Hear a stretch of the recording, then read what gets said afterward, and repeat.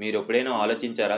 Normal vehicles కి వాడే diesel and fuel ని ఏరోప్లేన్స్ కి ఎందుకు ఉపయోగించరు? ఏరోప్లేన్ కి వాడే ఫ్యూయల్ ఎన్ని రకాలు ఉంటాయి? ఏ ఫ్యూయల్ ఎలాంటి ప్లేన్ కి వాడతారో తెలుసుకుందాం. పెద్ద విమానాల్లో అయితే జెట్ A1 ఫ్యూయల్ ని వాడతారు. ఇందులో ఎక్కువగా కిరోసిన్ ఉంటుంది. పెట్రోల్ చాలా తొందరగా ఆవిరైపోతుంది. ప్లేన్ లో చిన్న మంట పుట్టినా ఈ పెట్రోల్ వల్ల చాలా తొందరగా ప్లేన్ మొత్తం అంటుకునే అవకాశం ఉంది. కానీ జెట్ ఫ్యూయల్ వల్ల అంత ఈజీగా మంట పుట్టదు. ఏరోప్లేన్ ఎక్కువ ఎత్తులో ఉన్నప్పుడు పెట్రోల్ లేదా డీజిల్ గడ్డకట్టే అవకాశం ఉంది.